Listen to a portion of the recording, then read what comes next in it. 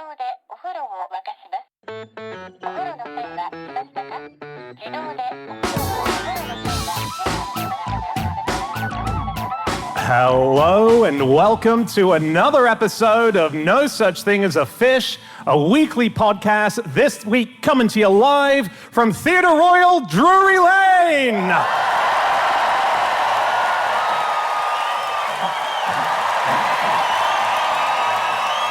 My name is Dan Schreiber. I'm sitting here with Anna Tashinsky, Andrew Hunter-Murray, and James Harkin. And once again, we have gathered round the microphones with our 4 favorite facts from the last 7 days. And in no particular order, here we go. Starting with fact number 1, and that is Andy. My fact is that the very theatre we're recording this show in, the Theatre Royal Drury Lane, was known in 1794 as the Fireproof Theatre. I think you know what's coming. In 1809, it burned down. So that's... but then they built it again. That's the brilliant thing about theatres. Yeah. And it really is fireproof this time, almost certainly. Yeah, absolutely is. Yeah. And in fact, I think it's the second... It's burned down twice, so there have been 4 theatres on this. What's the chances it will happen a third time? Things don't happen in threes, famously. That's the point. So it was built in 1663. Oh no, bad year for people who know a thing or two about big fires in London. 1663, and then 1666 came along. So it wasn't a bad year. No, that was, yeah. Was it? Did they do a warm-up? No, okay. Did they do a rehearsal Fire of London 3 years earlier? My point is that it avoided the Great Fire of London. Then in 1672, it caught up with the curve and it burned down. Then it was rebuilt. Then it was demolished and rebuilt again more than a century later, 1794. Right. Okay, and that was the one that was supposedly fireproof. And it did have amazing systems. Like I think they pioneered things like the Iron Curtain, and they had, this is so cool, hydraulics that relied on the River Thames itself. Like the water flowed in from the river to be. It's awesome. It sounds And really an cool. Iron Curtain is where the left-wing people in the audience had to go on one side and the right-wing people on the other side, wasn't it? Yeah. Oh, in fact, sorry, all Iron Curtains until the 1970s were Thames water. So they had... even the ones in Leeds? No. Oh my God. London. Sorry, I'm being London-centric. Wow, anyway, that's cool. Do we know what was it like during a production that it burnt down, or? I actually don't know about the 1809 fire. It was usually because they had the lights were made of actual fire, weren't they? Yeah. That's the thing. They used lots of candles and things like that. Right. Yeah. I think Richard Sheridan was in charge, wasn't he, of Drury Lane at the time? And when it was going down, he obviously left the building because it was on fire, and he sat on the street with a glass of wine in his hand and said, "A man may surely be allowed to take a glass of wine by his own fireside." Very droll. That's yeah. Very droll. That's, yeah. You don't believe it, Dan? No, I believe it. I can't tell if that's awesome or if he's a wanker. I can't quite. Your building's burning down. You're like, oh, let me warm myself by the fire. Do you know, by the way, because there's a bunch of pubs that are around here, but there's also that giant Masonic building that's just outside of here, right? Oh, yes, so just the speaking temple. of sitting in pubs, if you walk past the pub, maybe not tonight, but usually on a lunchtime around Friday, you'll see a lot of men who are in black suits with briefcases sitting on the table, and they are the Masonic people going inside. And inside those briefcases, more often than not, there's a wizard's wand. What? Yeah, they still use wizard wands as part of like ritual. So if you opened up their briefcase, it would be like And what Harry is it? Potter. What is it? A stick? Yeah, It's a stick. wand. yeah, not like a classic magician with the 2 white ends on the black stick. Oh, so it is just a stick. No, it's Is it- is it- Guardian Leviosa. It's that kind of shit, you know. Is it a wand or a stick? If it works and does anything, it's a wand. And if not, it's a stick. That's So they're the all benchmark. sticks. They're all I think sticks. that's what I'm thinking. Sheridan, by the way, who was the owner who was doing the drinking outside, he once fought a duel on Henrietta Street down the road. He'd eloped with a girl who'd been promised by her family to another man. And this man came back and they decided to have a duel. And the duel was so bloody that was the time that the weapon of choice for duelists became the pistol, whereas previously it had been swords. What, because they just so much They just bloodshed? cut each other up so much. Oh, really? Yeah. Wow, that's so weird that in a duel you'd be like, hey, you've gone too far. We're taking your swords away. That's the point, isn't it? I mean, they often would just deliberately nick each other. They wouldn't actually try and kill each other. It'd be whoever drew blood first. And you're not supposed to maul the person. It wasn't you're just meant to tear them to shreds like a rabid dog. It's meant to be, one clean shot, isn't it? Is it? Yeah, you wouldn't have gone down well in the world of dueling. It's Dan actually with his magic wand. Come on! Fuck's sake! It's not working! Oh, dear. It's a shame that in this fire, they didn't have one of their famous water-based shows. Because I think we've talked a bit before about how, in the olden days, stagecraft was so much more impressive. So here tonight, for the listener, it's kind of shit. We've got 2 tables, a couple of tablecloths, and a projector screen behind us. Back in the day, they would create a flood on stage. The whole stage would be transformed into a lake. Can I just say thank you to our sound and lights team who have worked very hard today to get this working. No. Yeah. But they did used to do amazing things. So this stage was flooded quite a few times. There was an earthquake simulated here where the whole thing vibrated. But one of the best floods was actually in a show that apparently saved the Drury Lane Theatre. So this was in 1803, and it was a show called The Caravan. And after it was put on, the manager of this theatre said, we were about to go under. They were really struggling. Thank God for this play. And basically, the reason it was so successful was because it was the era of famous dogs. And the star of the show was a dog. So at the end of the show, there was a big flood, which simulated a lake. Someone's son fell into the lake off a boat, and then this trained live dog, every night on stage, jumped into the lake on stage and rescued this boy. This dog, Carlo, became the biggest celebrity of his day. People thought he was better than any other actor. He got louder applause than David Garrick. He actually had a spin-off biography written about him the year after called The Life of Carlo. Right. It was great. He eventually got in trouble because his agent started demanding too much money, so there was a bit of a scuffle over whether he was going to perform one night and a bit of a riot. Right. But yeah, the dog days of theatre. It is an amazing, just for us to, for a second, appreciate the history of this place. The greatest clown of all time, arguably, Grimaldi, used to perform on this stage. And the first ever production of the West End of My Fair Lady with Julie Andrews and Rex Harrison, that happened right here on this stage. Monty Python recorded albums here. Dame Edna Everage did shows here. This is a... Frozen is on here. Yeah. Is it? Yeah. Wow. Did you hear about the horses in 1909? This was a good show. No, what's Oh, that? yeah. I'll actually write down the name of the show. This stage, if you can picture this now, was home to 12 horses galloping at the audience on a special horse treadmill Yeah. to do a horse race. I think they did had that. 12 treadmills along, and imagine how terrifying it was. They were running full bolt at you Like right an now. OK Go video. Yeah, Exactly. It's the original OK Just think Go. That's amazing. It's just mad. And what you that could do. did malfunction, I think. I think it was called The Whip, Oh, no. the play, and it malfunctioned on the first night. It also featured a train crash live on stage. And That's right, yeah. And they brought on a real train and sort of crashed it. yeah, It was a real train. Yeah, had not to a be real a different train every night. And in the first night, so the main horse, the equine hero, was supposed to win the race. And the first night, the horse lost the race somehow, which sounds a bit awkward because it has to change the whole plot. And the person in the horse box behind it, it crashed and flew up into the rafters, disappeared off stage, and ended up dangling from the, what are they called? The bits that hang down from the theatre backstage? The flies. Ropes. Flies. I think it also, performances in this particular room have done weird things to people, and there's quite a few stories of the royals that used to come. So, for example, George V saw an actor called Frank Benson, who was so good at Julius Caesar that right after, and this is in 1916, he had a sword taken out of the props room to knight him immediately. No. Because he was like, you were so great, I'm going to make you a sir right here. That Get the must props. He was in his bloodied toga. Yeah, it when must he have been was- pretty upsetting for him. You see the actual king coming towards you with a sword. And then another king, apparently, this is the 18th century, he saw a play called The Mysterious Husband, and he got so emotional that he went, it's banned. He just- Yes. yeah. He was like, that's so amazing, that's incredible. Never again, no one can see this. That was Sarah Siddons, though, who was the greatest actress ever known to man. I think, and it was George III who was mad. But Sarah Siddons, there was a thing called Siddons fever. Audiences would go into fainting fits and shrieking and paroxysms. She was the Beatles of her day, and they had to be helped out of the theatre. And she was such a compelling actress that there were various occasions where the audience had to be reassured. So at one point in a scene, her lovers strangled before her and she falls lifeless onto the stage, and the audience gets so upset and thinks that she's really dead. So the manager actually had to come on stage and explain to the audience that she was just acting. She was fine. You mentioned George III. Of course, there was an assassination attempt on him in this very theatre in 1800, and it was by a man called James Hadfield, who also thought he was George III.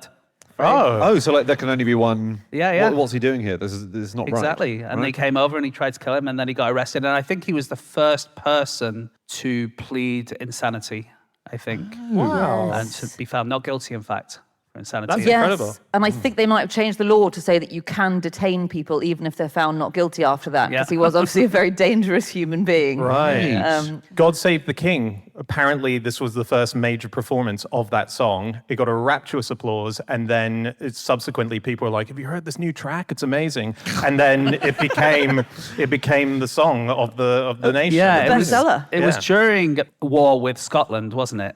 Essentially, that happened. They sort of were singing God Save the King, and actually the Scots were singing God Save the King at the same time, but they were talking about a different king. And it was why they added the extra verse, which was, "May he sedition hush, and like a torrent rush, rebellious Scots to crush. God Save the King," which, is it still in there? It's still in, but it's not a fan favorite. It's Can we mention the ghost quickly? We can't not mention the come ghost, right? Well, the thing is like everyone says that this is the most haunted theater in the world. That apparently has 5 ghosts in here. Now, I don't personally believe in ghosts. I love hearing the stories. And we've spoken to, James and I, just before we came on stage. We spoke to a mysterious old lady.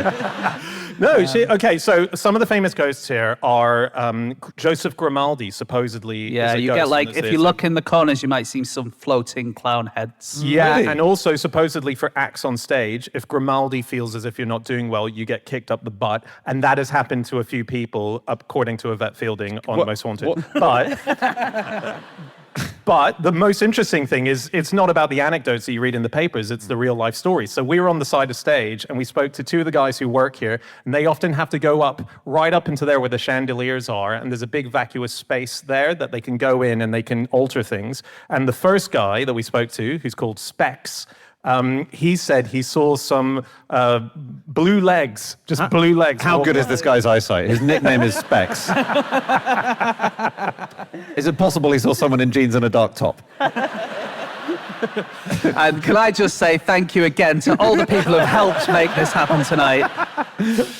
And Ben was the second guy who separately saw it, something happen with blue legs. He was like, I saw blue legs up there, and he was like, I saw blue legs. The denim jean has been the most popular trouser in the world for a century. Well, what are they doing up there in the ceiling? Probably being spooky. Exactly. Panto was pretty well invented here, modern panto. Are we leaving ghosts? We're done with ghosts. Sorry. No, it's fine. It's fine. But modern panto was basically invented here. Oh, no, it wasn't. Thank you. Where were you guys? Because I gave you the feed line twice and there was nothing, and James had to step in, and that's unprofessional. You should all feel, because he would have done it 3, 4, 5 times. you'll all feel a bit of a bump up your bum now from Joseph Grimaldi himself. Oh, no, they won't. There was Augustus Harris. There's a bust of him on the corner of the building. It's fantastic. He was one of the managers, kind of late 19th, early 20th century, and he basically invented modern pantomime. And the shows that went on here were extraordinary. There was one production of Ali Baba and the 40 Thieves, which featured 500 people on this stage. Okay. What? There is a scene in this play where each of the 40 thieves comes out of the cave, like at the back of the stage. Each of them brings out their own band of followers. It took 40 minutes for everyone to come out of this bloody cave. Wow. It started at 7:30 p.m. and it ended at 1 in the morning, the show. Wow. And that's what we'll be doing in tribute tonight. So, I'm going to have to move us on in a sec to our next We fact. mentioned David Garrick earlier. He ran the place before Sheridan, and he had a thing where he wanted to ban young, drunk men from sitting on the stage. He said, no more, we're not having it. but it took him 15 years to eventually get the last one up. And it used to be that there were lots of riots in theatres and stuff, didn't you? Yeah. And it always used to happen. It would be like the poshos would be in the stalls, like you guys, and then the scum would be right up there. Plus ça change. Yeah. The greasy scumbags, as Washington Irving wrote about them, saying that if they didn't like the show, they would throw stuff, but it wouldn't be able to reach the stage, so it would just hit the people in the stalls. And he said, your advice was just to sit down quietly, bend your back to it, and let it happen. Wow. Right. It was even King's rioted here, right? And this is such a cool thing about this theatre, which is that it's the only theatre in the world, according to its website, which has 2 royal boxes, because the king had a punch-up here once. Again, this was King George III of madness of fame. And there were 2 King George IIIs. No, it was him and his son, Prince Regent. Okay. And they were having a big old feud, because I think the Prince Regent kept saying, you're really mad, Dad, let me take over. And he was like, no, I'm not. And so they came to Drury Lane one night to see a show. They had a massive punch-up together. And so the theatre said, listen, lads, you can't be doing that. From now on, we're going to make 2 royal boxes. Lads. We're going to have to make 2 boxes now. I sat in the Prince of Wales box earlier. I think it's up here. It's on this side. Is someone in there Oh, there's now? people in there. Wait, what's that? A pair of blue legs? Oh. Hey, do you know, just a very random thing, but we can't really see any of you with the lights like this. And when Barry Humphries did the Dame Edna show here, he's got this fascinating document where it's the entire map of the audience, and there's a key, a legend at the bottom, where anyone who Dame Edna had a very specific joke to tell to, there would be the word that would say the type of person that was in the crowd that the joke needed to be made of. So before Barry Humphries came on stage every night, he memorized the paper.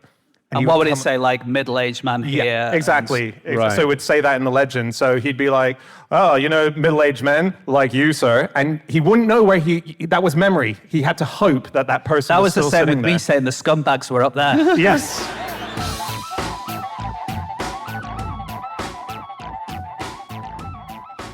Stop the podcast. Stop the podcast. Hi, everybody. We are sponsored today by ExpressVPN. That's right. Hey, Anna, we're off on our Australian tour as of tomorrow, going to Heathrow. Can I ask, your luggage, do you have a good lock on it? I sure do, Dan, an amazing lock. And that is because I don't want my stuff getting nicked. And similarly, if you have a VPN, which I reckon is where you're going with this, that's like having a lock on your internet activity. Yeah, exactly. You don't want the weird behind-the-scenes fingers of the people who are in the dark web taking all your information. You want to make sure that you're nicely secured, and that's what ExpressVPN can give you when you're online. Yes, it reroutes 100% of your traffic through secure encrypted servers, so your internet service provider cannot see your browsing history. It cannot take that, sell it to advertisers, and do all sorts of nefarious things with it. So you should sign up now by going to expressvpn.com/fish. That is expressvpn.com/fish, and you'll get an extra 3 months free when you join up. That's right. And it works on phones, laptops, tablets, and more. Just head to expressvpn.com/fish and you'll get 3 extra free months with your subscription. Okay, Anna, remind me to get a lock for my suitcase tomorrow, and on with the show. On with the show. It is time for fact number 2, and that is Anna. My fact this week is that the president of Slovenia's previous job was to stop people naming cakes after Melania Trump. Right. Shows you And can. was this kind of on a one-on-one basis? As in, did she wait until someone had named a cake after Melania Trump and then tell them to stop? Or did she just tell people, don't do that if you were thinking about it? It was sort of the latter, really. She said, you know, to the population of Slovenia, if you are thinking about doing this. But it was based on the fact that a lot of people already were. I think it wasn't so much people in their kitchen making a cake and going, I shall name thee Melania, as companies selling cakes and going, this is a Melania cake. No, she had spies in every home, James. Yeah. Shall I say why she wanted to do this? Absolutely, yeah. Otherwise, it's very confusing. But she was a lawyer. And it's a woman called Natasha Pirtz-Musar. And before she became president, she did a PhD in law and immediately founded her own law firm in 2016, which was Pirtz-Musar and Partners. And Melania Trump immediately hired her because this is around about the time, I don't know if you remember, when Donald Trump was becoming president of America. Melania was getting a lot more attention, and the people of Slovenia, the bakers of Slovenia, were capitalizing on it and naming all sorts of stuff after her. And so Melania said to Pirtz-Musar, look, can you send a press release out to all these cake makers saying, stop naming the cakes? There was a lot of stuff. There was honey from Melania's home garden. There was the Melania breakfast pudding. Sounds amazing, a breakfast pudding. There was a local salami named First Lady after her. Right. Yeah. My favorite one was a pancake maker who created a Melania Trump-themed pancake. And when he was asked by reporters if he was worried about copyright infringement, he said, no, I'm not worried about copyright infringement. I don't really know what copyright infringement is, so I shall not worry about it. That's very funny. There was an underwear line, some high heel shoes, but also Ljubljana named their Christmas tree Melania. And the journalist asked, are they going to make them change that name? And they said, no, we have nothing against the Christmas tree named Melania because this has nothing to do with commercial purposes. So they were just trying to stop people from making money off the back of her, which I think's fair enough. Yeah, look, not criticizing. Absolutely fair enough. She did a good job. You'll not find a single thing in Slovenia named after Melania Trump anymore. But yeah, it was interesting. And she's an interesting woman. She had lots of jobs. She was a TV presenter, Pirtz-Musar. Oh, yeah. And became a lawyer. And she was also the lawyer who, when everyone was saying that Melania had been an escort before she met Trump, she was the one who shut all those down as well. Oh, right. Okay, was right. she? Yeah. I found something I know we'll come back to Slovenian politics in a moment, but... Please. This is interesting, an orchid named after Melania Trump, made by a guy in America called Arthur Chadwick, okay? I'd never heard of him before. He's an orchid breeder, and you can kind of experiment with orchids. You can make your own new variants, and, there's a lot of kind of craft and science behind it. And every single election, Arthur Chadwick makes 2 new orchids, and he names them after the 2 potential first ladies. Wow. So there is a Michelle Obama orchid. Is there a Bill Clinton one? Yes, because he keeps a reject orchid pile. Oh, he doesn't just stomp them down when they lose. No. And because some of them are beautiful. Yeah, so if Hillary Clinton had won that election, then Bill Clinton that orchid would have been sort of made public. But as it is, it's just sort of festering in his greenhouse. And he's really sad about that because, he says the Anne Romney is a real stunner in a definitely not creepy tone of voice like that. So there is just this huge pile of orchids that are either, the winners or the others. That's interesting. So Why does he not just release them all? If he's invented a new plant, I don't know. That's pretty incredible. Yeah. But yeah, weird things that you can trademark. Cakes do get trademarked. I wouldn't say all the time, but relatively often, I would say. There was, in 2012, a local baker called Mary's Cakes and Pastries in Alabama received a cease and desist letter from the University of Alabama for using their A. And turns out the university trademarked the letter A. Oh, wow. What? Was it a particular style of letter A? Or? It was a style of A, yes. As in like a font or... It was a font that they'd created, Wow. yeah. But I think her argument was they get eaten really quickly if they're good enough cakes. So that A's not going to be sitting there for ages. That doesn't work. If I make a Mars bar and I say, well, it's really tasty, so people will eat it straight away. Yeah. So it doesn't matter. See, this is why I'm not a lawyer. You're absolutely right. Yeah. It doesn't work as a defense at all, does it? Have you heard about the illegal bakeries of Florence? No. These are great. These are sort of underground late-night bakeries in Florence because it's not allowed to sell pastries directly to the public if you're a baker. What? I know. But the city has a kind of pastry underworld. Can you? I just feel like we need to revisit. Do we know why? Is this just a Florentine mystery? You can't. It must be that the people who own the shops have their own unions and stuff, right? There's probably some complicated reason which I didn't bother researching, but you're absolutely right. I'm sorry.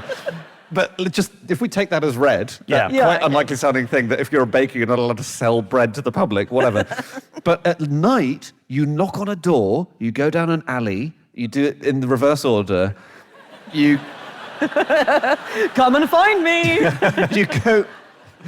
You go down the alley, you knock on the door, you get a coin, you get a euro out, and you pass it through the window into the wizened hand of the knight Florentine baker, and you take whatever you're given, right? So they'll give you something. really? Yeah. A mini cake, a piece of bread, probably one of those things. And if you're loud or drunk, they serve nobody. They ban the whole queue.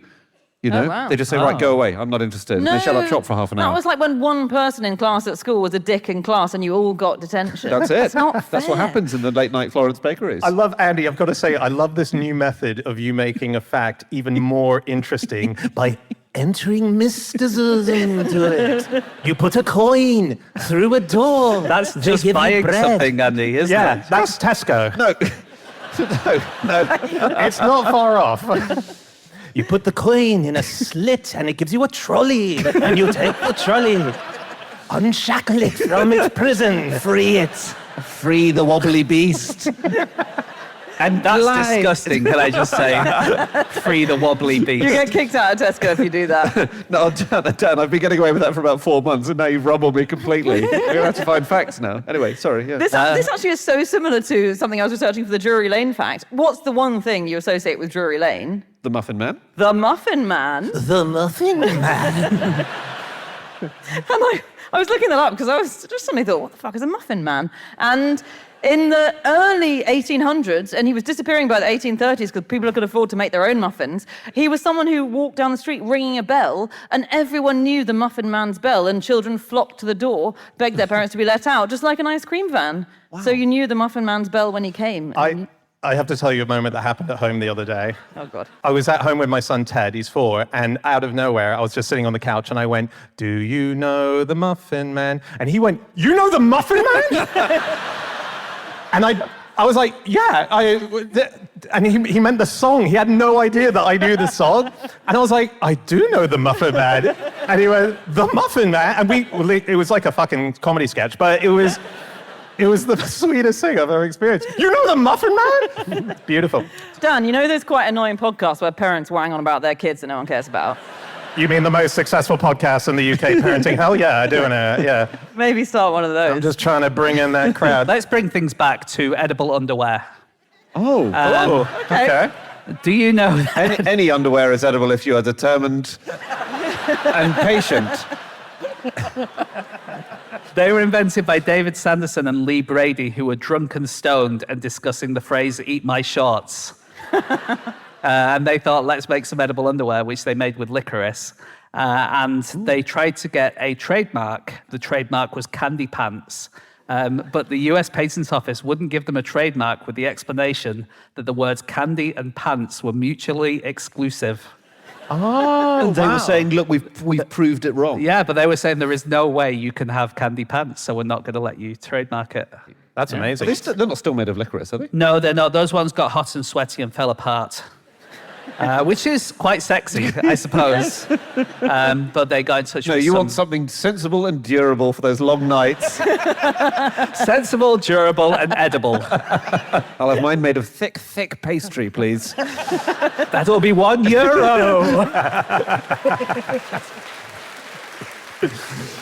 If you name your child after a copyrighted character, you can get in trouble over it. So who's a Like copyright Dennis the Menace, say. Perfect. Yeah. Hamburglar. These Yeah. are names that you wouldn't necessarily give to your children, I guess. Exactly. And there was a problem recently, very recently. The Home Office in the UK, normally a benevolent and understanding organisation,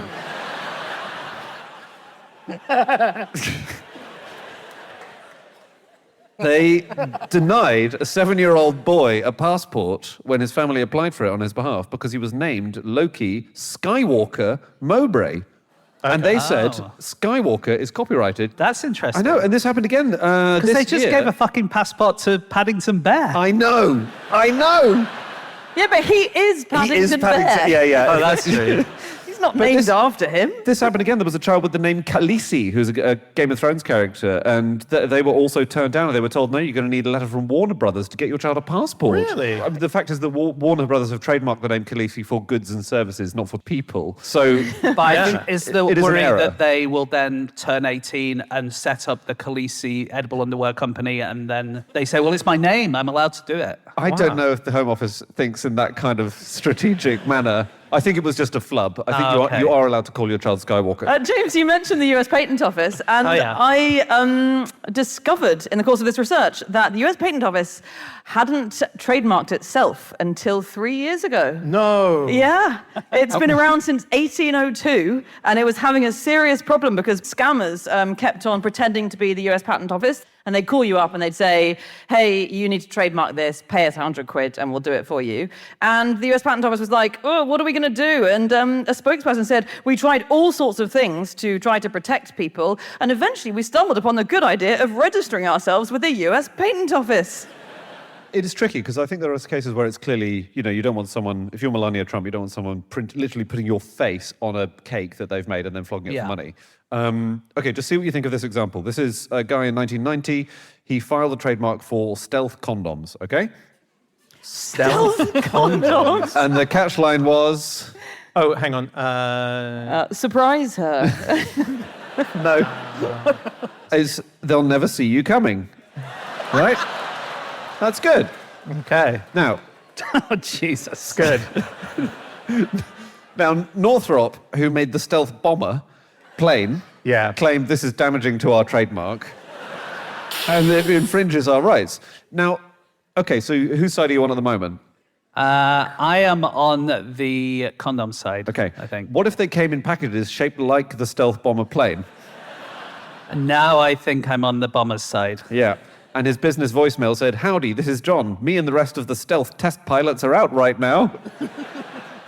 Yeah. There are good people on both sides, It's I think. it's tricky. Yeah. It's tricky. Speaking of good people on both sides, Cafe Press, which makes T-shirts or sells T-shirts, they took down a T-shirt that someone had designed that called Donald Trump a Cheeto-faced shit gibbon. And they said that they took it down because it violates Frito-Lay's trademark of Cheeto. And they suggested maybe instead you could call him a cheese puff-faced shit gibbon. Wow.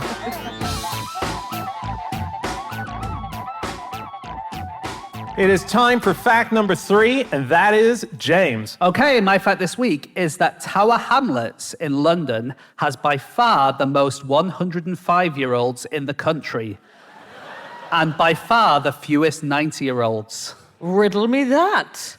How is that possible? Well, this is from a recent study by Saul Justin Newman at Oxford University, and it's called Supercentenarian and Remarkable Age Records Exhibit Patterns Indicative of Clerical Errors and Pension Fraud.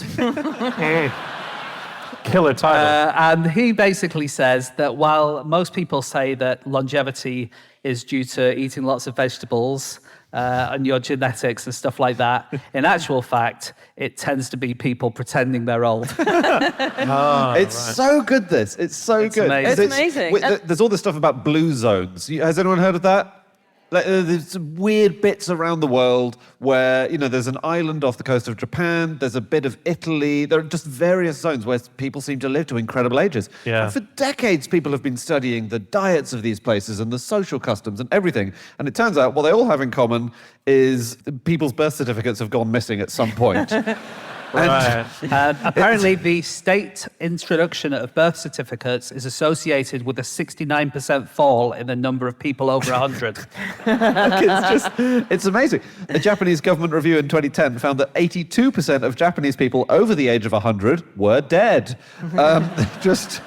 These then- people they're not there. And And then in this Tower guy. Hamlets, is it Oh, yeah. presumably it's... I am confused about how it can be not many 90-year-olds, but presumably I think there's a correlation between how wealthy or not an area is and It this, is right? Because that. the incentive for pension fraud It is that, and bigger. it's also, there's lots of different things basically, but it's the 90-year-olds are, a lot of them have taken over the lives of people from the previous generation. Right. So maybe your parents die and they're about to get their pension and you decide, well, I'm going to pretend that I'm I'm 65 years old and I'm going to get the see. pension instead, that kind of thing. We should quickly say for overseas listeners, so Tower Hamlets, bit of London, which is kind of a multiple number of names that you might recognize. So if you've ever been to the Tower of London, that will be in Tower Hamlets. Yeah. Bow is in Tower Hamlets. Bethnal Green. Wow, okay. How old are you guys? It's so creepy when you ask that to fans, Dan. These days, after what's happened in the BBC, you have to ask. Yeah, it's like Tower Hamlets, the name comes from, it was like the little villages that were around the Tower of London. Like Brick Lane is in Tower Hamlets, Yeah. Whitechapel is, all that kind of stuff. Yeah. Can I give you guys a bit of the maths about how this... Yeah, yeah. And in fact, how people who are fibbing or wrong tend to dominate the stats. Okay, let's say right now I gave myself 10 years, okay? I declared I was in my late 40s rather than in my late 30s. Okay. I'm likely to have a better lifespan now. What? I feel like they didn't believe you, and that's really insulting. Yeah. I'm 37. I'm practically in my early 30s. But if I did that, I would have a better lifespan, right? Literally because I'm younger than, I'm younger than my declared age. So over time, the people who have aged themselves up, like I have, they are a bigger proportion of that population. And by the time I'm 90, but I'm claiming I'm 100, it's mostly people like me. So 1 in 1,000 people who live to 100 then live to 110. And if only 1 in 1,000 people are committing fraud, they will be more common than real supercentenarians. Yeah. Yeah. You see what I mean? So even if the fraud is very, very unusual, it just becomes more obvious because there's less people around. Right. Yeah. So if you meet a 110-year-old, it's likely they're a liar. Really? Basically. Well, I believe so. And this person, Saul Justin Newman, he basically said, if it turned out that 70% of the galaxies that we thought existed didn't exist, or 70% of the people in the UK that we said existed didn't exist, there'd be a massive scandal. But the thing is, we all kind of want to believe that people live to old age, and actually, what's the damage? Do you know what I mean? Yeah. Well, the damage is that we've all force-fed ourselves olive oil and, nuts and for the last made 10 friends with each other. Yeah, awful. Exactly. That's the thing. So my grandmother, my great-grandmother, she lived to 103, okay? Bullshit. Yeah. Yeah, she was 65, my great-grandmother. I had a conversation with her before she passed away, and after. That's the kind of guy I am. Love a seance. So I said to her, "What's the secret to your long life?" And she said, "Milk."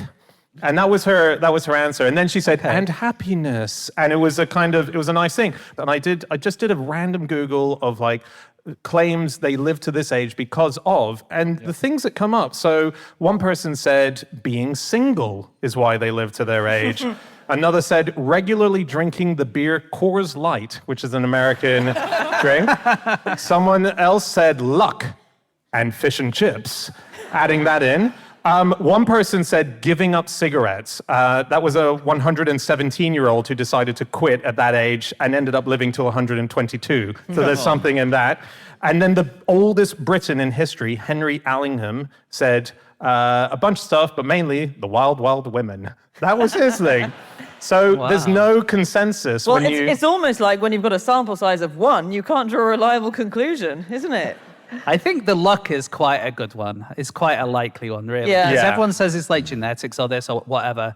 There's a guy called Professor David Chems at University College London, and he looks after nematode worms. Okay. And these nematode worms are all genetically identical to each other. They all live in exactly the same place.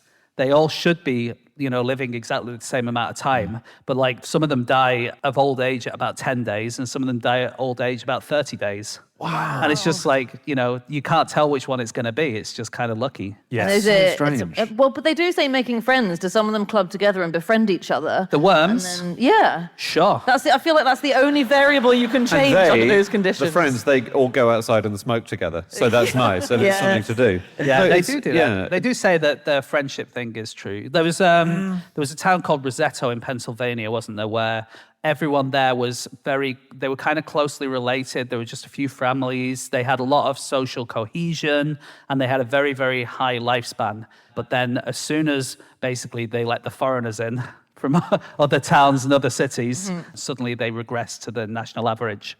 So that's a good reason to be xenophobic. Yeah, nice. With It's that kind evolution. of podcast. Yeah, exactly. You know Jeanne Calment?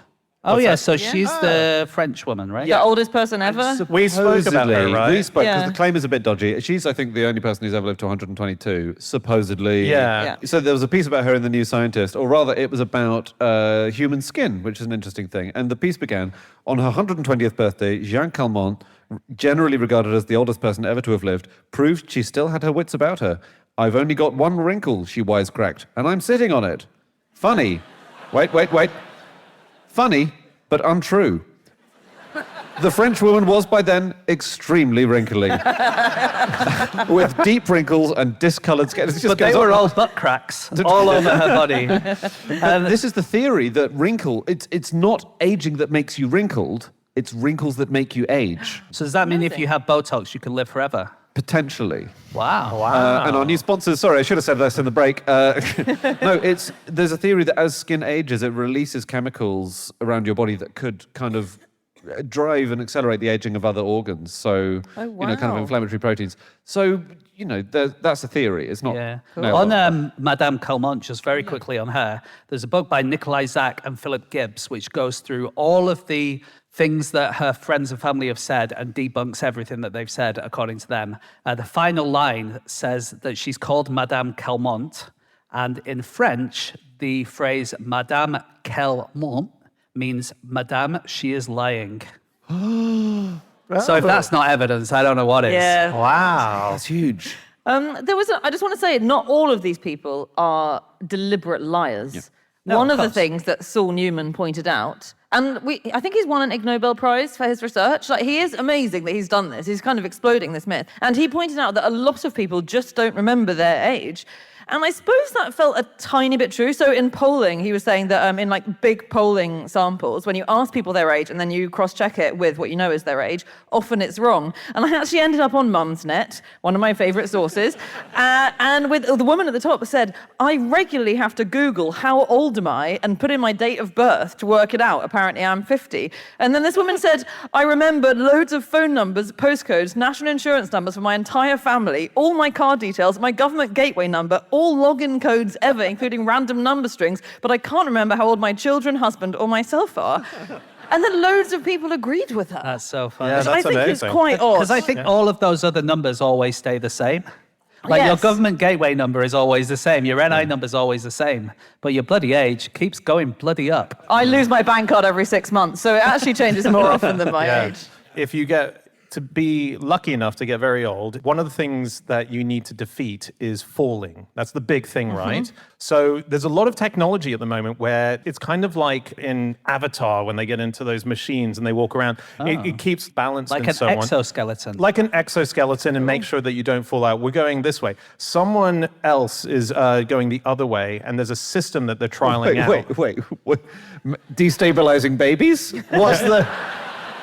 So there's a guy. Those little guys, they don't fall over often enough for my liking. There's a guy called Clive Pye. He brings people in, and the idea is to make you understand how tripping can happen quite easily. I'm going to just shove you.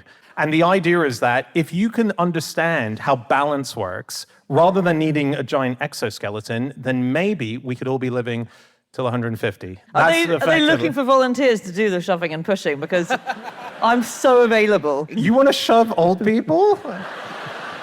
In a It sounds controlled bad when you environment. say it like that, but yeah, I think I do. So it's a tough job, but someone has to do it, Anna. Yeah, exactly. Someone has to do it. Okay. The idea is that if they can write themselves, then when they're at home, they're ready for the moment when they right. trip Sort on a of- carpet. What or if they something. write themselves and then Anna pushes them even harder?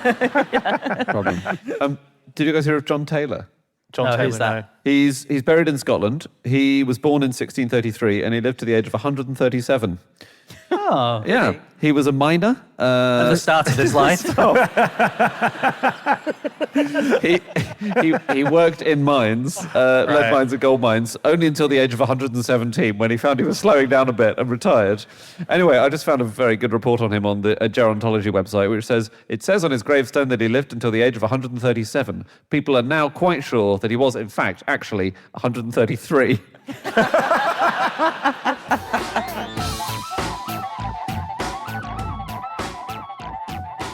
Stop the Podcast. Stop the podcast. Hey everyone, this week's episode of Fish is sponsored by Squarespace. Yes. Are you an entrepreneur and in need of a platform from which to sell your entrepreneurial stuff? If so, you need to go to Squarespace. That's right. Squarespace is basically one of the oldest buddies of No Such Thing as a Fish. They have been with us since the beginning. They're an amazing place to set up your online platform. There are so many tools to help transform it into the best website out there for your personal or business use. Yes. So they have, for instance, a really easy way to collect payments so you can focus on growing your business. Squarespace basically can do the invoicing for you. They have amazing analytics so you can measure your end-to-end online performance and get insights into what kind of traffic you're getting.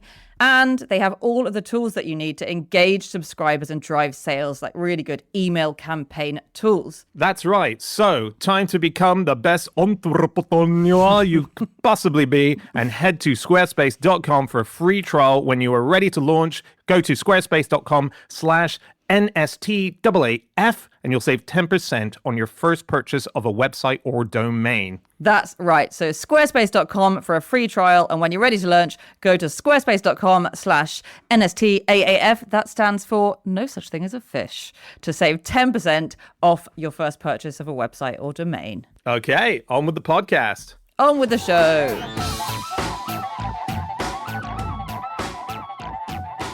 Okay, it is time for our final fact of the show, and that is my fact. My fact this week is that in 1979, the Not Terribly Good Club of Great Britain, which celebrated failure, had to depose its president for being too successful at the job. So it was formed in 1977, and Stephen Pyle was the president. He was the founder. And basically, it was a collection of people who really were incompetent at things and wanted to celebrate that fact. And so after a lot of meetings, they put together this book, the Book of Heroic Failures. Unfortunately, the book became a bestseller, which meant that the president was a success. And so he had to leave his role as the company head. It got even worse because at the back of the book was an application form that meant you could join the club itself. And over 20,000 people applied, which was far too many, meaning the club was way too successful. So they had to shut the club down entirely as well. It's so good. Yeah. I have a little exciting thing to say. Actually, earlier today, I rang Stephen Pyle, this guy, author of one of the funniest books ever written. This is huge. This is like speaking to God in QI circles. This is really, he's amazing. So initially I didn't get through because he'd sent me the wrong phone number. Yes! And after several hours of trying to get through to him, I eventually got the right phone number and we spoke. But I mean, so good. But he said he never, this was his way of having parties. He said, I never held parties because I was never confident they would be a success of any sort. So this club was a way of legislating for the fact everyone else had parties and I never did. And they had these meetings and they had a salon des incompetents where people would turn up and show off their particular area of failure. This is who they had at one of their first salons. I love this. They had our not terribly good parachutist, an extremely petite girl, outline some of the problems caused by being so light that when she jumps in breezy conditions, she invariably goes up. Come on.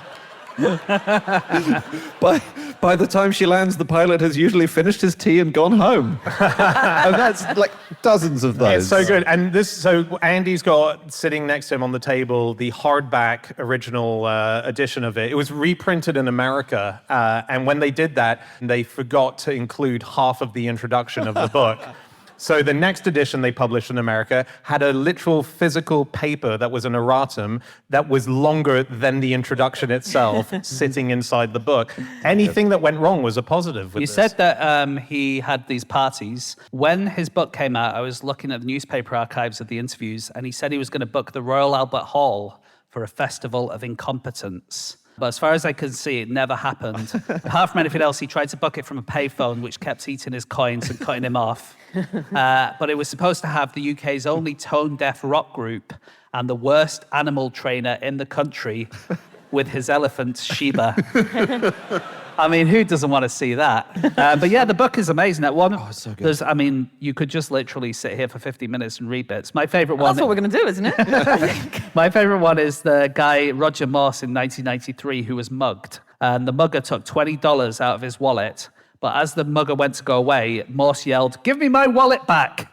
And the mugger was so confused, he gave him his wallet back, but he accidentally gave him his own wallet, which contained $250. So good. The opening example in the original book is the least successful explorer, and it's a guy called Thomas Nuttall, 1786 to 1859, a pioneer botanist who, as an explorer, his work was characterized by the fact that he was almost permanently lost. During his expedition in 1812, his colleagues frequently had to light beacons in the evening to help him find his way back to camp. One night, he completely failed to return, and the search party was sent out. As it approached him in the darkness, Nuttall assumed that it was aggressive locals and had to escape. They pursued him for 3 days through bush and river until he accidentally wandered back into camp. That's the amazing. kind of stuff. And it's a real variety, right? Yeah. It's great historic stories, and the woman who called the fire brigade to rescue her cat, which they did, but then immediately ran it over. It's stuff like that. But one of the things that I got obsessed with, and I have to recommend everyone downloads it, it's a book called English as She Is Spoke.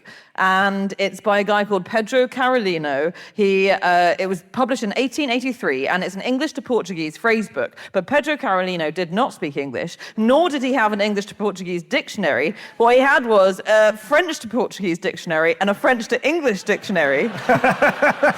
So he took Portuguese phrases, sent them through these two filters, and you have to read it. Every page is comedy gold. So we'll have, common things that you might say in conversation. The ears are too length. For to visit a sick, you might say, "Live me see your tongue. Have you pain to the heart?" And then in response, you might say, "I felt some pain everywhere, body. Are you altered?" "Yes, I have thirsty often." And the whole book is like that. That's incredible. It's such a good book. So he does take it seriously. As in, he said that he thinks that the art of failure is a noble one. Yeah. And it's much more interesting than success. Like way more interesting.